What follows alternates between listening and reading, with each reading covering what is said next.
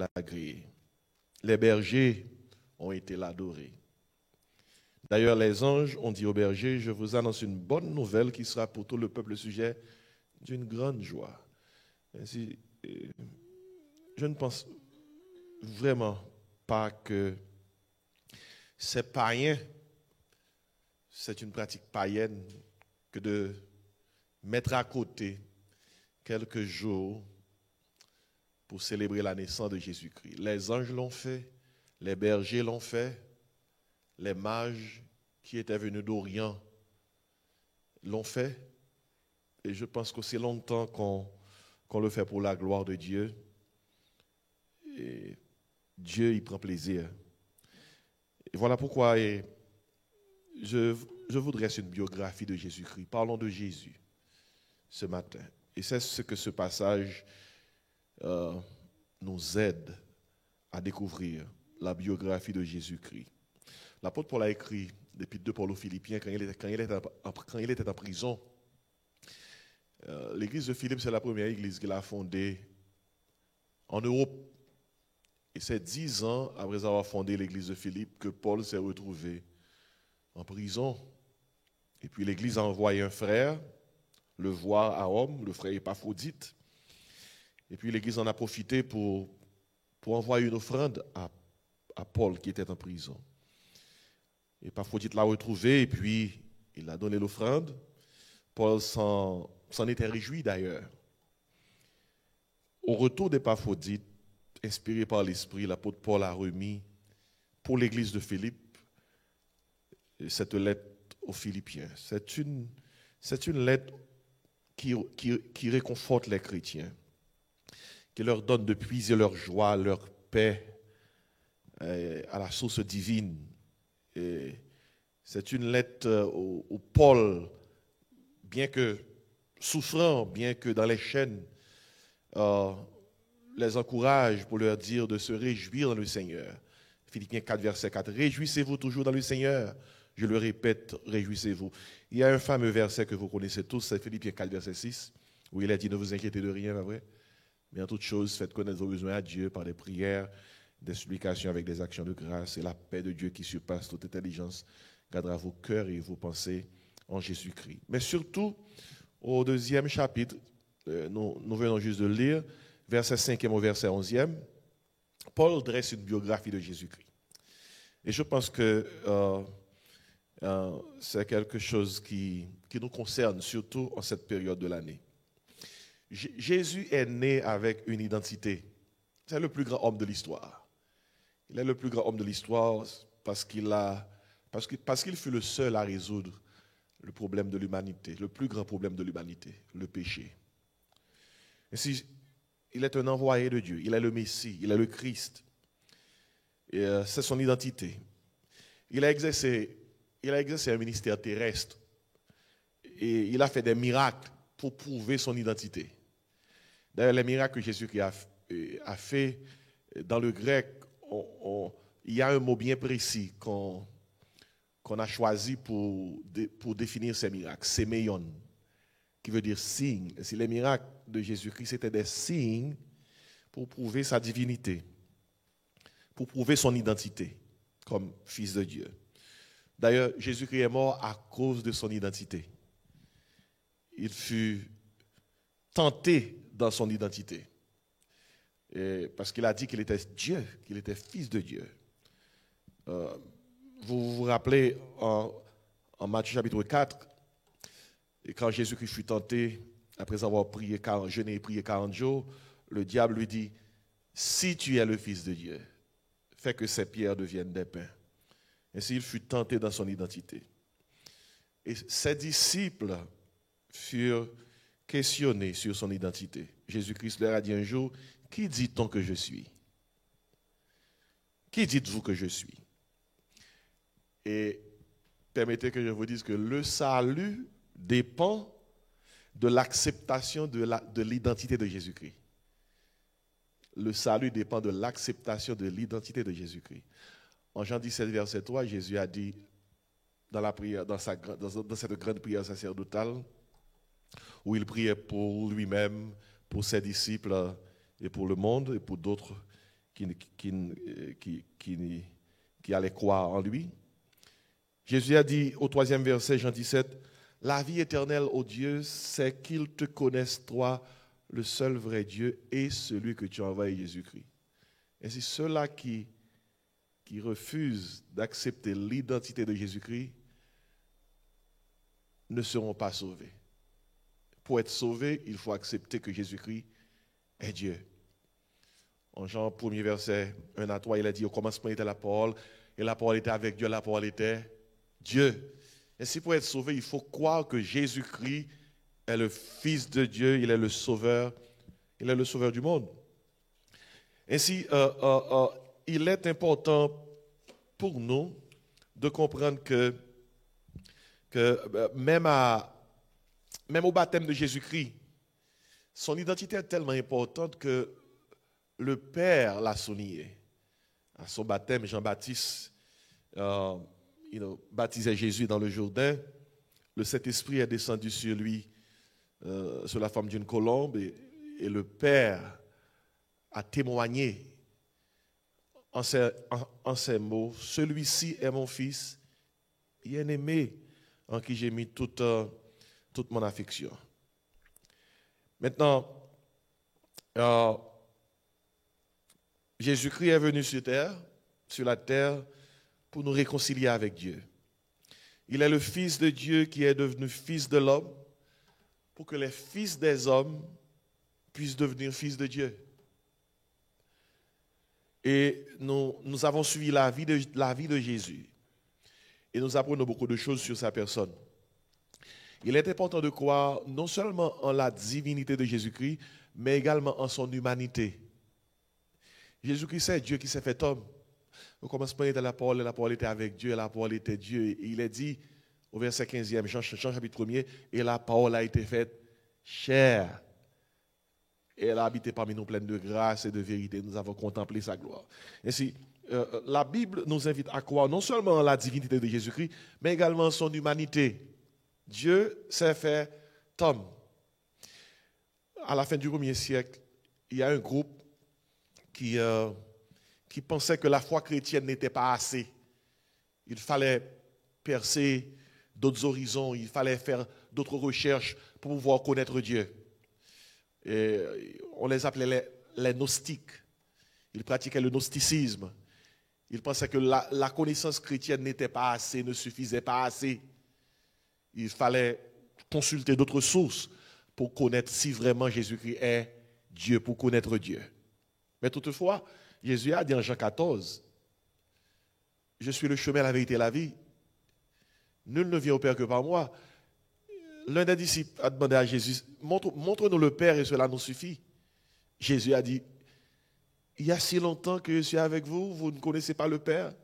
Celui qui m'a vu a vu le Père. » Et si des groupes comme les gnostiques croyaient qu'ils pouvaient se passer de Jésus pour trouver le Père. Mais Jésus a dit en Jean 14, vous ne pouvez pas trouver le Père sans passer par moi. Et puis il y a un autre groupe à la fin du 1er siècle de l'ère chrétienne qu'on appelait les Docétiens. Ce groupe-là, alors le mot grec docéo veut dire quelque chose qui paraît, qui ressemble. Parce que les Docétiens promulguaient cette doctrine, à savoir que Jésus-Christ n'avait pas un corps humain. Il paraissait être homme, mais il n'était pas un homme, parce que le corps humain est tellement faible, est tellement fragile, Dieu ne saurait venir habiter dans un corps humain. On les appelait les Docétiens à cause de cette doctrine. Et parce qu'il faisait la promotion, à savoir que Jésus-Christ paraissait être humain, mais il n'était pas vraiment un homme. Mais écoutez, l'apôtre Jean, dans sa première lettre, a dit « Tout esprit qui ne confesse pas que Jésus-Christ est venu en chair, c'est l'esprit de l'Antichrist. » Et c'est la raison pour laquelle Jean a fait allusion à cette affaire que Jésus-Christ que tout le monde doit croire que Jésus-Christ est venu en chair, c'est parce que les Docétiens croyaient que Jésus-Christ n'avait pas un corps humain. Il paraissait être un homme, mais il n'était pas vraiment un homme.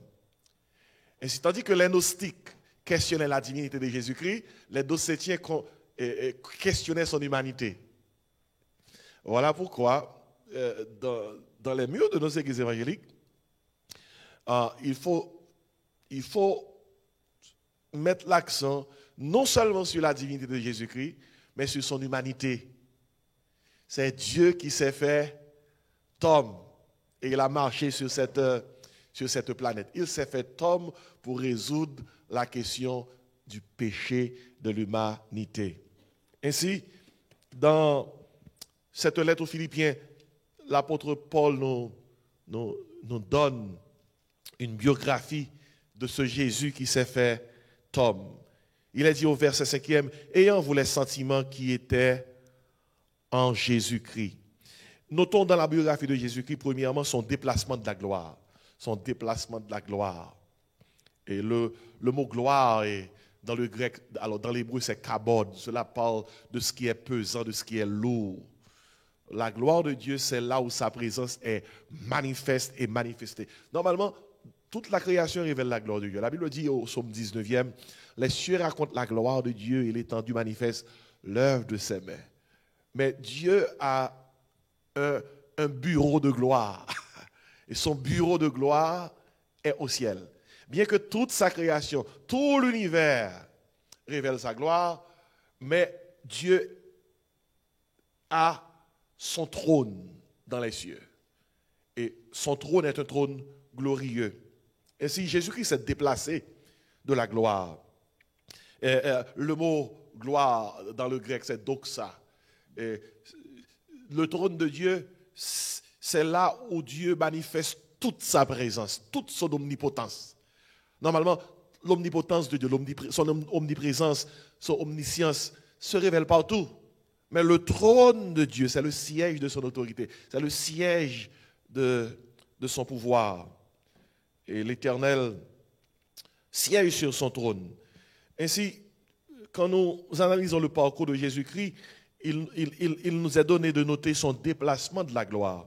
Il est dit au verset 5e, « Ayant vous les sentiments qui étaient en Jésus-Christ. » Et là, l'apôtre Paul nous invite à imiter Jésus.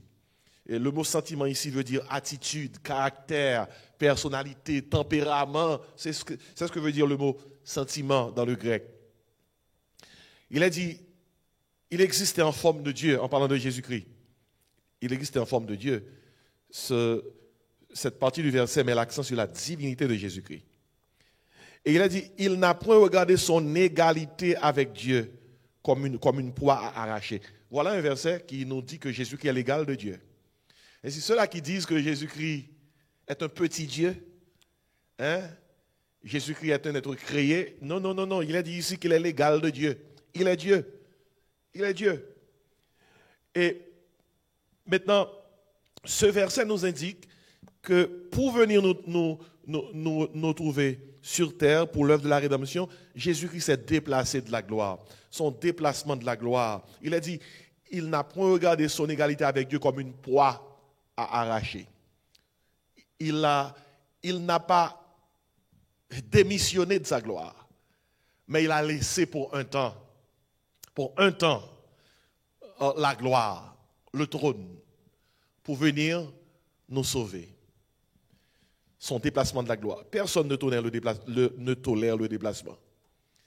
S'agissant de laisser leur lieu de gloire, de pouvoir et de confort, qui choisirait d'être pauvre si cette personne est multimillionnaire?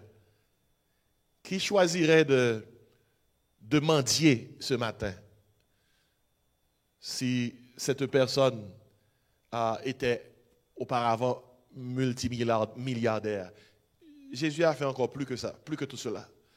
Il a laissé la gloire pour venir nous trouver. Ainsi, personne ne tolère le déplacement, s'agissant de laisser leur lieu de gloire, de pouvoir et de confort. Cependant, Jésus s'est déplacé. Jésus s'est déplacé pour venir nous réconcilier avec Dieu. Son déplacement de la gloire. Il n'a pas regardé son égalité avec Dieu comme une proie à arracher. Il a enduré tout ce qu'il fallait endurer pour venir ici nous sauver. Et deuxièmement, il nous est donné de noter son abaissement dans la crèche. Non seulement son déplacement de la gloire, mais c'est son abaissement dans la crèche. Il est dit au verset 7e, mais il s'est dépouillé lui-même. Et c'est ce que les théologiens appellent la kénose. Il s'est vidé lui-même. Il s'est dépouillé, non pas de sa divinité, mais des privilèges que lui confère sa divinité.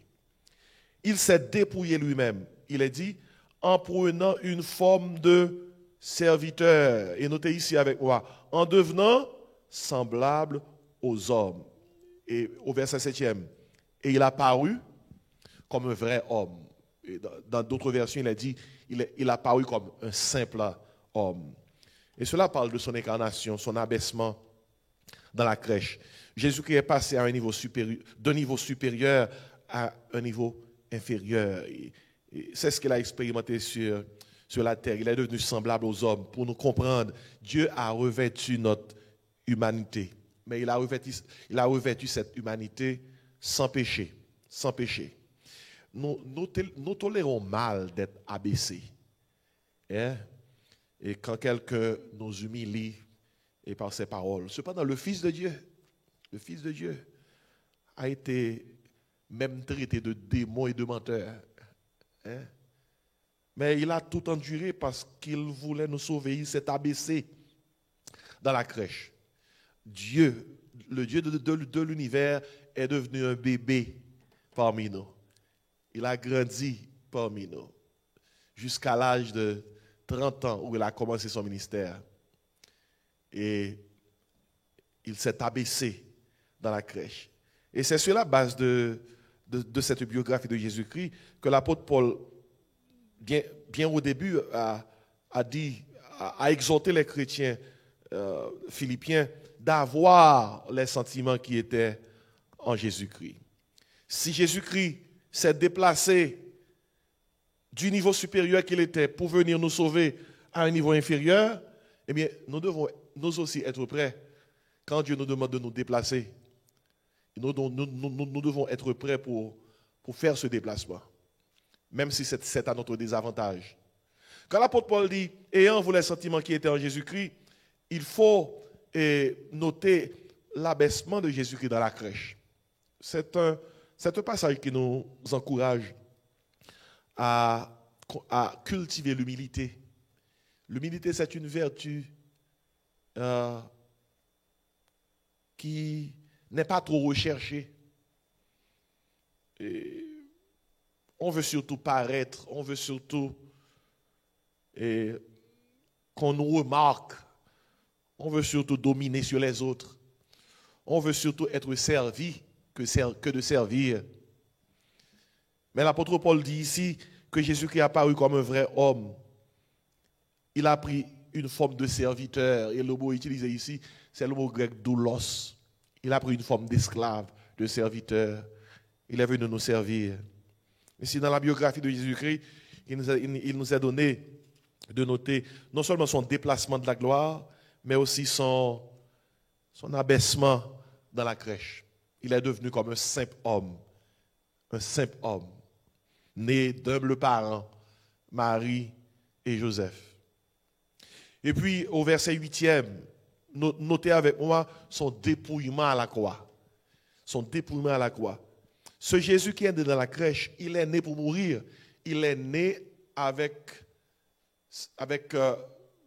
une mission importante. Il est né pour mourir pour le péché de l'humanité. Il s'est dépouillé à la croix. Il est dit ici, au verset 7e, mais il s'est dépouillé lui-même en prenant une forme de serviteur, en devenant semblable aux hommes, et il a paru comme un simple homme. Verset 8e, il s'est humilié lui-même, se rendant obéissant jusqu'à la mort. Et puis on note pour nous cette mort honteuse que notre Seigneur a endurée jusqu'à la mort, même jusqu'à la mort de la croix. Ça, c'est sa biographie. Son dépouillement à la croix. La croix a été une mort honteuse, réservée aux pires criminels. Jésus s'est laissé vider en laissant derrière lui sa gloire et en prenant une forme de serviteur, soufflait et injures, flagellations, couronne d'épines, vinaigre, crachat. Le Christ a tout enduré. Il a tout enduré, sans se défendre. Sa défense aurait causé obstacle à notre réconciliation. Il ne s'est pas défendu. Il s'est dépouillé à la croix, une mort honteuse. Et cela fait partie de sa biographie. Son déplacement de la gloire, c'est un chapitre déjà triste. Son abaissement dans la crèche, c'est un chapitre humiliant déjà. Mais son dépouillement à la croix, c'est un chapitre embarrassant.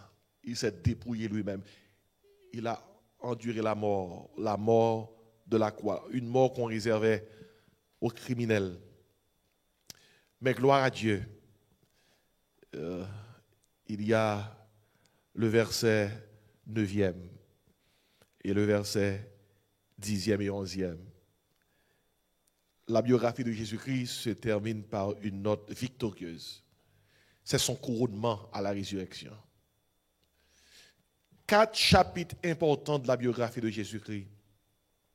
Son déplacement de la gloire, son abaissement dans la crèche, son dépouillement à la croix et puis son couronnement à la résurrection. Il est dit au verset 9e, c'est pourquoi aussi Dieu l'a souverainement élevé et lui a donné le nom qui est au-dessus de tout nom. Ah, c'est un chapitre glorieux.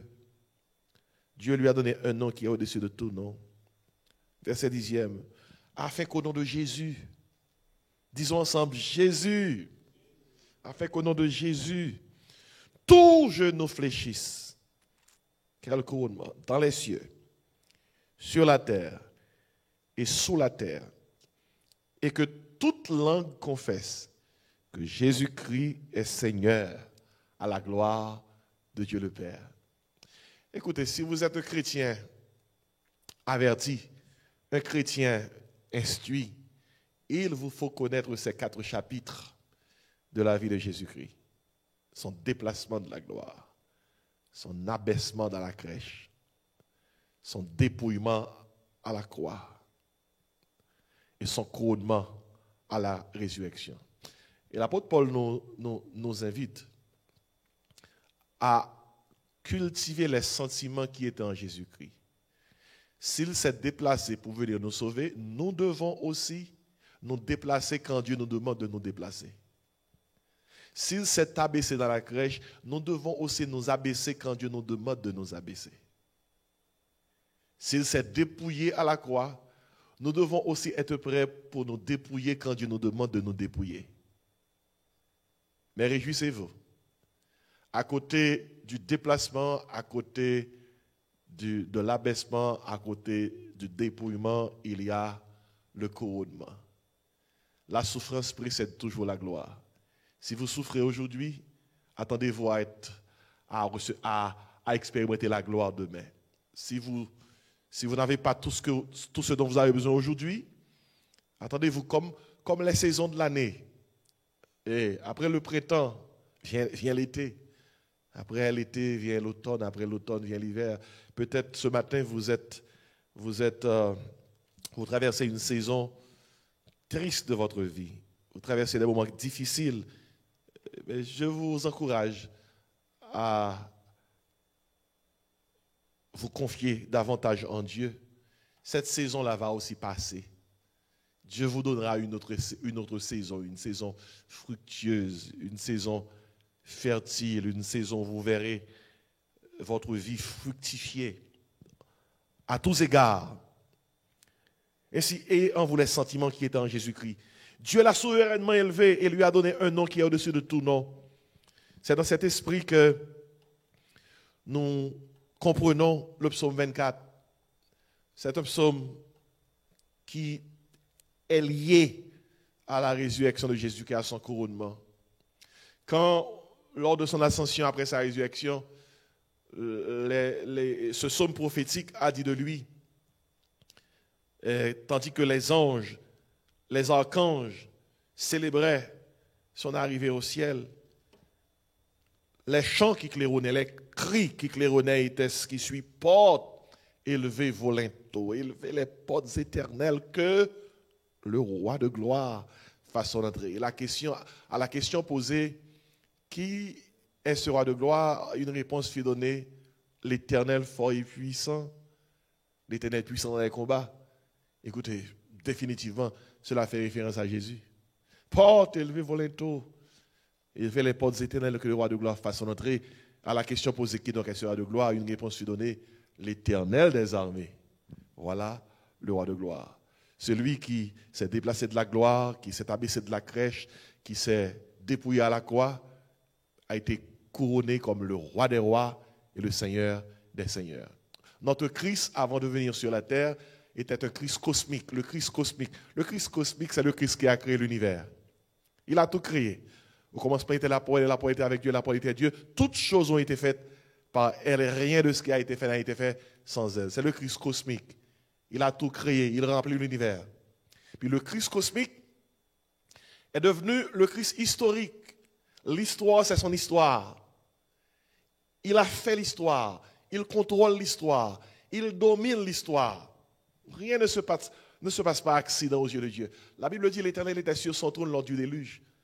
Le Christ est sur son trône quand l'histoire de l'humanité se déroule devant lui. Il est le Dieu de l'histoire.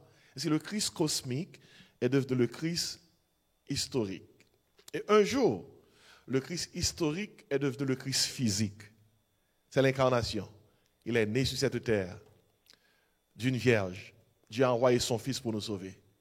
Quand nous disons que nous croyons en Jésus-Christ, nous croyons en ce Christ cosmique qui a créé l'univers. Nous croyons en ce Christ historique qui a fait l'histoire et qui contrôle l'histoire. Nous croyons en ce Christ physique. Nous croyons en son humanité. Nous ne sommes pas des docétiens. Nous ne sommes pas des gnostiques. Nous croyons en sa divinité. Nous croyons en son humanité. Le Christ physique a marché sur cette terre pendant 33 ans et demi. Et puis après sa résurrection, au vu et au su de ses disciples, il est monté au ciel. Puis 2 hommes vêtus de blanc sont descendus pour dire aux disciples: hommes galiléens, pourquoi vous arrêtez voir et regardez au ciel? Ce Jésus qui a été enlevé du milieu de vous reviendra de la même manière que vous l'avez vu allant au ciel. Et puis avant de s'en aller au ciel, il a promis aux disciples d'envoyer son Saint-Esprit pour que son œuvre, son Église puisse commencer. Il leur a dit au verset 8e, acte 1er, vous recevez une puissance, le Saint-Esprit survenant sur vous. Et vous serez mes témoins. Vous serez mes témoins, mentors, mes mentir. Ceux-là qui sont prêts à témoigner pour moi au prix de leur vie. Vous serez mes témoins à Jérusalem, dans toute la Judée, dans la Samarie et jusqu'aux extrémités de la terre.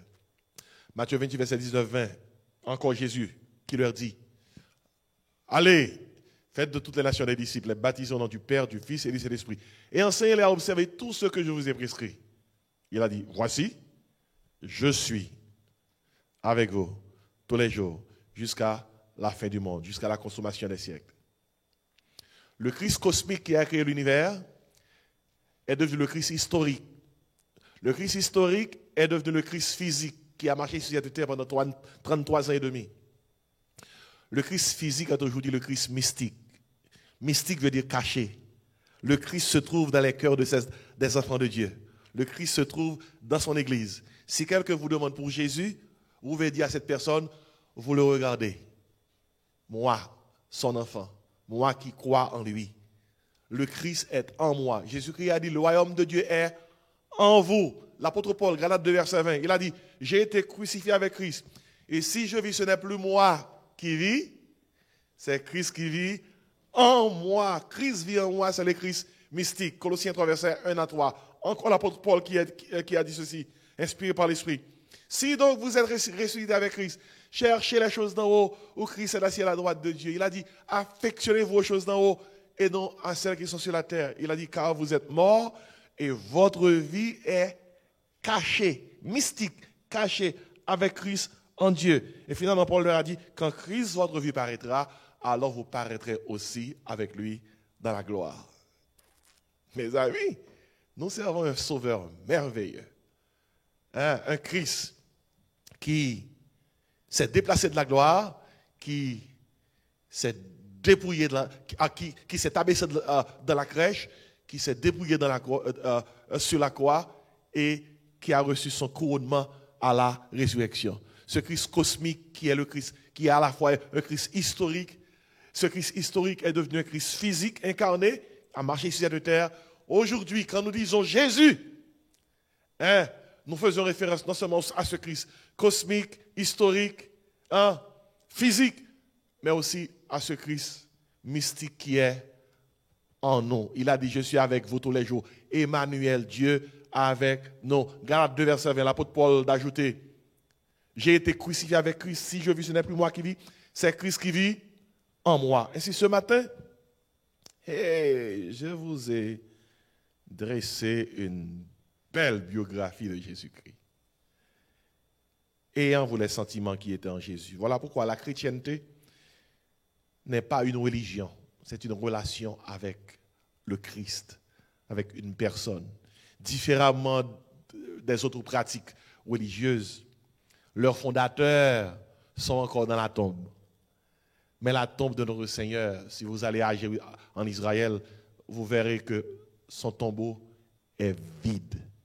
Un jour, notre Seigneur reviendra et nous verrons physiquement ce Christ qui a marché sur cette terre pendant 33 ans et demi. Nous sommes heureux, bénis de l'avoir comme Seigneur et comme Sauveur. Tandis que nous traversons cette saison de Noël, où les lumières scintillent dans plusieurs cours, des différentes maisons de la place, des différents quartiers, des différents endroits. Ce qui est important pour nous, c'est d'interpréter que derrière ces lumières, il y a le symbole de ce Christ, de ce grand Dieu qui s'est déplacé de la gloire, qui s'est abaissé de la crèche, qui s'est dépouillé sur la croix et qui a reçu son couronnement à la résurrection. Ainsi que Dieu nous donne d'apprécier à sa juste valeur l'arrivée de Jésus parmi nous, son incarnation parmi nous. Et qu'il nous donne comme ses enfants d'aller par tout le monde et de prêcher la bonne nouvelle du salut de Dieu. Prions le Seigneur. Dieu Tout-Puissant, merci de nous donner de célébrer l'incarnation du Fils de Dieu. Merci pour la crèche, l'incarnation de Jésus-Christ. Merci pour la croix, notre Seigneur et sa crucifixion. Et merci pour son couronnement, son exaltation.